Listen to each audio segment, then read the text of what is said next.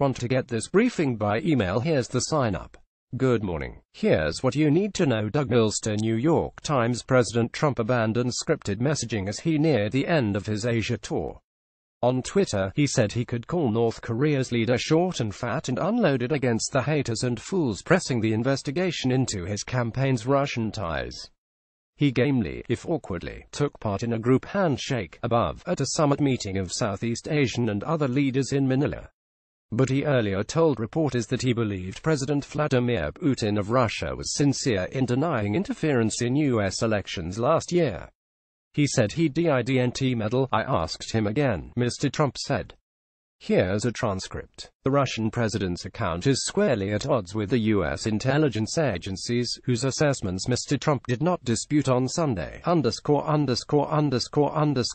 his return to the United States, Mr. Trump will find the Republican Party in disarray. Stephen Bannon, his former chief strategist, vowed in a Times interview that he would depose Mitch McConnell, the Senate Majority Leader. Some party leaders are exploring ways to stymie a Senate candidacy in Alabama after the emergence of allegations that the Republican frontrunner made UAL advances on teenagers when he was in his 30s. Meanwhile, Republicans are racing to reshape the judiciary by installing conservative judges at a clip not seen in decades. One nominee has never tried a case. Lucas Schultz. Getty Images. At climate talks in Bonn, Germany, a shadow U.S. delegation, including Al Gore, Jerry Brown and Michael Bloomberg, is trying to convince other nations that the country has not gone dark on climate change. Here's a look at some of the leaders and organizations trying to fill the void in leadership on climate change left by the Trump administration. Jack Taylor. Getty Images. In London, Queen Elizabeth II delegated Prince Charles to place a wreath at the Senate of Britain's memorial to its war dead for Remembrance Day. The move was seen as a major step in the shift to the monarchy's next generation. People across the world commemorated the 99th anniversary of the end of World War I, honoring the millions who perished. Here are some impressions from France, Australia and elsewhere. Mary Turner. Reuters. Across white-collar workplaces, men are awakening to the prevalence of UAL harassment and assault after a series of high-profile cases, including those of Harvey Weinstein, Louis C.K. and Tariq Ramadan.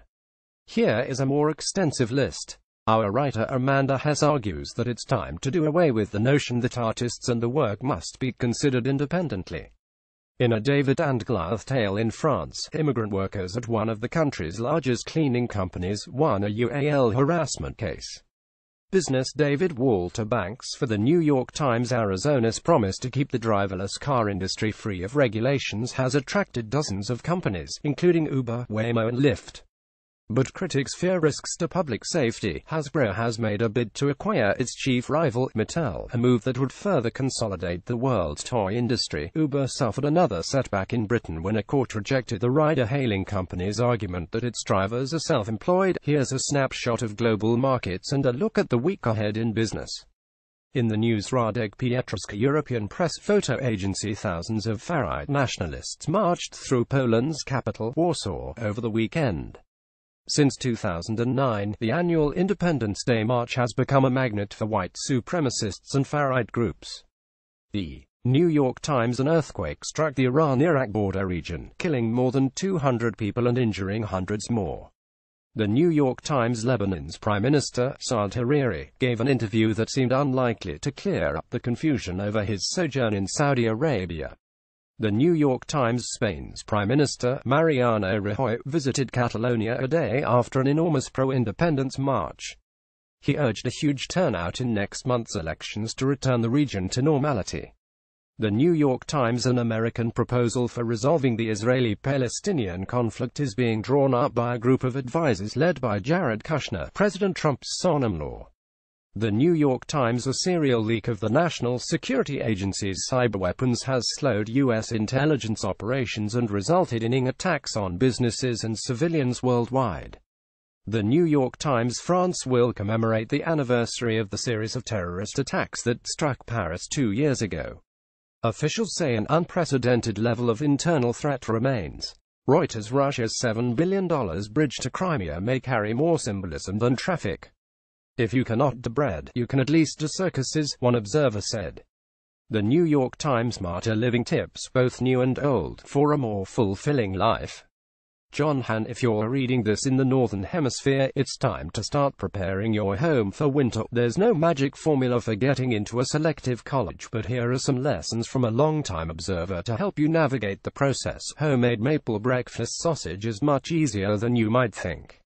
Noteworthy Mike Hugh. Getty Images. It is not foreign coaches who prevent young British hopefuls from finding jobs in soccer, but older native managers, writes Rory Smith, our soccer correspondent. Croatia and Switzerland qualified for the 2018 World Cup finals. Bucharest, Warsaw and Budapest are emerging as fashion hubs, thanks to a new generation of homegrown luxury entrepreneurs. Liz Smith, the longtime queen of New York's tabloid gossip columns, died at 94. She offered a gentler view of the rich and famous. Silence is the new luxury, said the Norwegian explorer Erling Kagge as we followed him wandering through New York in search of that elusive commodity. It's easy to think silence is about turning your back on the world, he said. For me, it's the opposite. It's opening up to the world, respecting more and loving life. Backstory. Associated Press. An engineering marvel of its time, the Holland Tunnel opened in New York City on this day 90 years ago. The designer, Clifford Holland, oversaw many innovative developments for the pair of 1.6-mile tubes, including meeting the extraordinary challenge of guaranteeing sufficient ventilation. Highly stressed, he died of a heart attack at 41. That was several years before the tunnel opened, so he missed the debate over whether to ban horse-drawn vehicles. Perhaps we're more used to taking note of the competition for the world's tallest building, currently the Burj Khalifa in Dubai, with a Saudi contender, the Jeddah Tower, hoping to complete construction in 2019, but there's a global race on for tunnels, too. Europe claims the longest traffic tunnels, a 35-mile Swiss achievement, the 31-mile channel under the English Channel, and, in Norway, the singular Lerdoll Tunnel, which has even hosted weddings. Then there's the Aqualine in Tokyo, 8.7 miles of underwater channel with a few miles of bridge riding atop. China, ever competitive as it seeks to meet the needs of more than a billion people, aims to build the world's longest water tunnel, a 600-mile conduit from Tibet to a desert in Xinjiang. Andrea Canapel contributed reporting, ____________. Your morning briefing is published weekday mornings and updated. This briefing was prepared for the European morning. Browse past briefings here. We also have briefings timed for the Australian, Asian and American mornings. You can sign up for these and other Times newsletters here. If photographs appear out of order, please download the updated New York Times app from iTunes or Google Play. What would you like to see here? Contact us at europebriefing@nytimes.com.